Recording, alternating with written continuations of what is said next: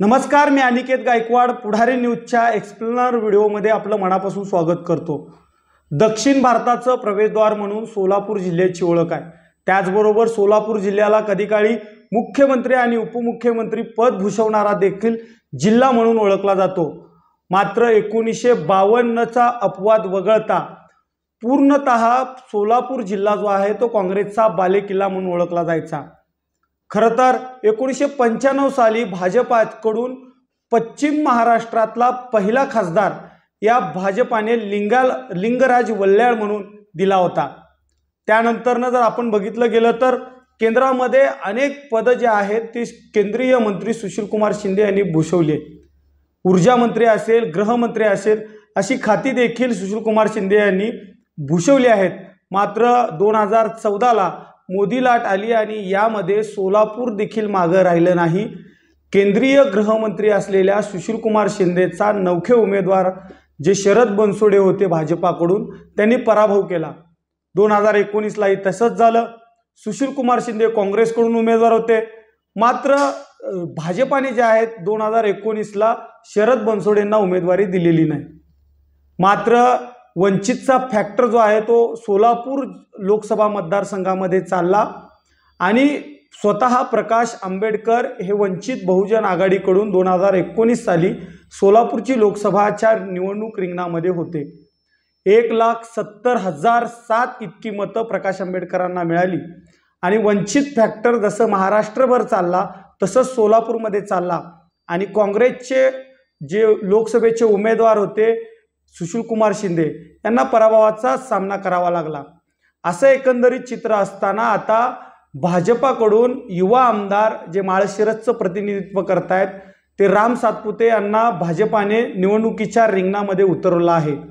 तर दुसरीकडे सुशीलकुमार शिंदे आणि माजी मुख्यमंत्री राहिलेल्या सुशीलकुमार शिंदे यांची कन्या प्रणिती शिंदे या देखील काँग्रेसकडून या लोकसभेच्या मैदानात आहेत। या दोन्ही युवा आमदारांमध्ये मुख्य सोलापूरची लढत होतानाचं चित्र दिसतंय। खरं तर आपण जर बघितलं गेलं तर सोलापूर लोकसभा मतदारसंघामध्ये ज्यावेळेस आमदार राम सातपुते यांना उमेदवारी मिळाली त्या दिवसापासून सोलापूरमध्ये एक टफ वातावरण जे आहे ते निवडणुकीमध्ये दिसून येतंय।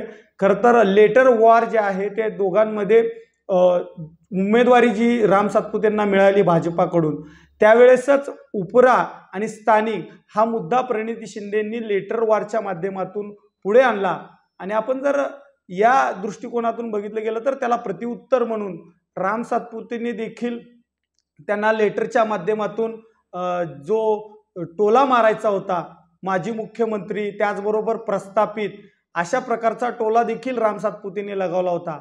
त्यामुळं सोलापूरच्या निवडणुकी रिंगणामध्ये नवनवीन किस्से जे आहेत ते घडतानाचं चित्र दिसत होतं। खरं तर MIM या निवडणुकीमध्ये लढेल का, जसं 2019ला वंचित लढलं होतं त्याचप्रमाणे या 2024ला वंचित लढेल का हा देखील प्रश्न होता।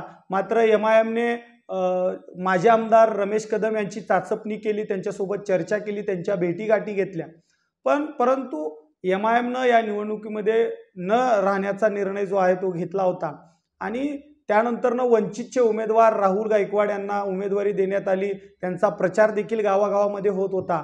असं असताना ऐन उमेदवारी अर्ज घेण्याच्या काही तासांअगोदरच राहुल गायकवाड यांनी देखील या निवडणुकीमधून माघार घेतली आहे।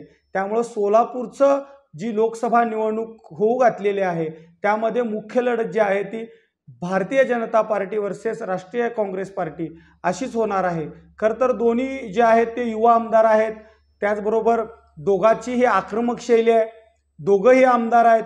त्याचबरोबर आपण जर बघितलं गेलं तर दोघांचे विधानसभेमध्ये महत्त्वाची मुद्दे मांडणे म्हणून ओळख आहे। असं असताना दोघांपैकी दोघांचा प्रचार देखील जोरात चालू आहे।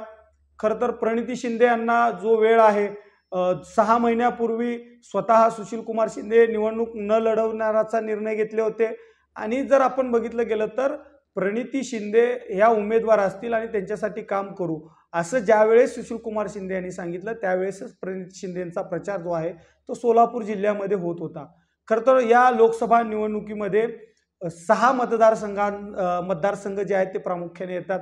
त्यामध्ये उत्तर सोलापूर असेल, अक्कलकोट असेल, दक्षिण सोलापूर असेल, मध्येचा भाग असेल आणि मोहोळ आणि त्याचबरोबर पंढरपूर या 6 मतदारसंघाचा जो आहे तो या लोकसभेमध्ये येत असताना या 6 मतदारसंघापैकी 5 आमदार जे आहेत ते महायुतीच्या बाजूने आहेत आणि स्वतः प्रणिती शिंदे ज्या मध्येचं नेतृत्व करतायत त्या फक्त महाविकास आघाडीच्या काँग्रेसच्या प्रतिनिधित्व करतात. ह्या अशी जरी बाजू आपण बघितली गेली तर 4 यामध्ये भाजपाचे आमदार आहेत आणि मोठ्या प्रमाणात ज्याप्रमाणे आपण बघितलं गेलं तर 1952 पासून ते आजतागायत काँग्रेसचा गड मानला जायचा सोलापूर जिल्हा, परंतु आता भाजपाचा गड मानला जातोय 2014 पासून. असं असलं तरी काँग्रेसने निवडणुकीच्या पूर्वी जे नाराज होऊन 2019 साली काँग्रेस सोडून राष्ट्रवादी सोडून हे जे भाजप आणि सेनेच्या वाटेवरती गेलेले होते त्यांना परत आता स्वग्रही परतण्यासाठी प्रयत्न केले. त्यामध्ये दक्षिण सोलापूरचे माजी आमदार दिलीप माने असतील यांना देखील काँग्रेस पक्षाने दक्षिण सोलापूरमध्ये त्यांना भविष्यातली विधानसभा जी आहे ती देऊ केल्याने ते देखील आता काँग्रेससोबत असणार आहेत.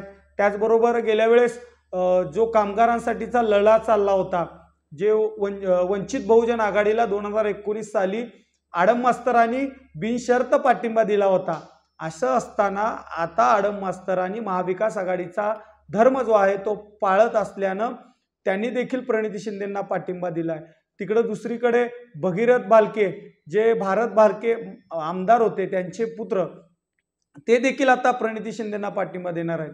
त्यामुळं आणि इकडं जर दुसरीकडे बघितलं गेलं तर राम सातपुते यांच्या बाजूने जे आहेत जे 4 टर्म आमदार असलेले विजयकुमार देशमुख असतील, सुभाष देशमुख असतील, समाधान अवतडे असतील, ह्या सर्वजण जे आहेत ते राम सातपुते यांच्यासाठी प्रयत्न करतात. तर आपण जर बघितलं गेलं तर प्रणिती शिंदे यांच्या जमेच्या बाजू ज्या आहेत त्या आपण बघूयात की प्रणिती शिंदे एक काँग्रेसचा आश्वासक चेहरा आहे, राहुल ब्रिगेडमधला चेहरा आहे. त्याचबरोबर मतदारसंघामध्ये विविध विकास कामांच्या जोरावरती त्या निवडणुकीला सामोरे जात आहेत. स्थानिक उमेदवार असल्यानं तरुण मतदारांचा देखील त्यांना चांगला प्रतिसाद मिळतोय. सोलापूरच्या स्थानिक प्रश्नांची देखील त्यांना जाण आहे आणि मोदी लाटेत ही शहर मध्य विधानसभामध्ये ते निवडून आलेले आहेत. आणि त्यांच्या कमकुवत बाजू जर बघितलं गेलं तर प्रचारात आघाडी, महाविकास आघाडी, पक्षांतर्गत कार्यकर्ते, पदाधिकाऱ्यामध्ये दिसत नाही. मोहोळ विधानसभा मतदारसंघात प्रचारासाठी प्रत्येक मतदारसंघात पोचेल असा देखील नेता नाही आहे त्यांच्याकडे. दुसरीकडे लोकसभा मतदारसंघाचे 6 पैकी एकच मतदारसंघात महाविकास आघाडीच्या आमदार आहेत त्या आणि सोशल मीडियावर फारसा प्रभाव त्यांचा दिसत नाही. दुसरीकडे दुसरे भाजपाचे उमेदवार आहेत राम सातपुते यांच्या जर जमेच्या बाजू आपण बघितलं गेलं तर पंतप्रधान नरेंद्र मोदी यांच्या नेतृत्वाखाली मतदारसंघात असलेला विश्वास, मतदारसंघाच्या रस्त्याच्या जाळ्यासह शेतकरी गरिबांसाठी केंद्राच्या योजना, मतदारसंघातील 6 पैकी 5 आमदार जे आहेत ते त्यांची जमेची बाजू आहे. दुसरीकडे अभ्यासू आहे, आक्रमक आहे, त्याचबरोबर अनुभवी अशी त्यांची ओळख आहे. त्याचबरोबर त्यांची कमकुवत बाजू जर आपण बघितलं गेलं तर मतदारसंघाच्या बाहेरचा म्हणजे प्रणिती शिंदेंनी ज्यांना पुरा उमेदवार म्हणला होता त्या असतील, मागील खासदारांविषयीची नाराजी, जे 2 खासदार होऊन गेले, मग शरद बनसोडे असतील 2014ला, त्यानंतरनं 2019ला जय सिद्धेश्वर महास्वामी असतील, यांच्या 2 खासदारांची जी नाराजगी आहे ती त्यांना कमकुवत बाजू आहे. वंचित रिंगणात नसल्याने आता मत विभाजन जे आहे ते होणार नाही. खरं तर आपण 2019ला बघितलं गेलं तर प्रकाश आंबेडकर यांनी निवडणूक लढवली आणि मत विभाजन जो पारंपरिक काँग्रेसचा मतदार मानला जातो तो दलित आणि मुस्लिम त्या मतांचं विभाजन होऊन काँग्रेसला जो आहे तो तोटा पडला होता. मात्र आता ती देखील नाही. सिद्धेश्वर सहकारी साखर कारखान्याची जी चिमणी विमानतळासाठी पाडली गेली होती त्यामुळं सिद्धेश्वर सहकारी साखर कारखान्याच्या सभासदांमध्ये नाराजी आहे. आपण जर बघितलं गेलं तर प्रचारातील महत्त्वाचे जे मुद्दे आहेत ते देखील समोर आलेले आहेत. काँग्रेसकडून IT पार्कसाठी प्रयत्न केला जातो असं म्हणतायत. दुसरीकडे होडगी रोडवरून जे विमानतळ होणार आहे ते बोरामणी या ठिकाणी विमानतळ करू असं देखील म्हटलं जातंय.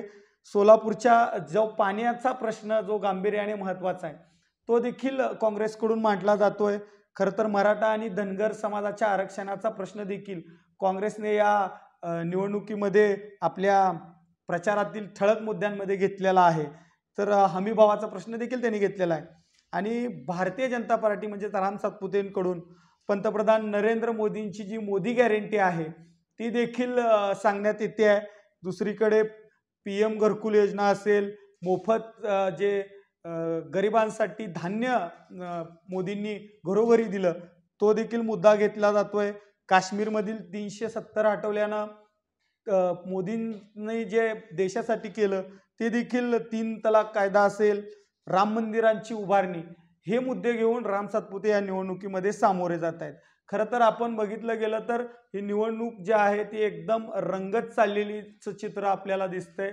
आणि या निवडणुकीमध्ये आमदार राम सातपुते असतील, आमदार प्रणिती शिंदे असतील, यांचा प्रत्येक गावभेट दौरा जो आहे तो देखील होत असतानाचं चित्र दिसतंय.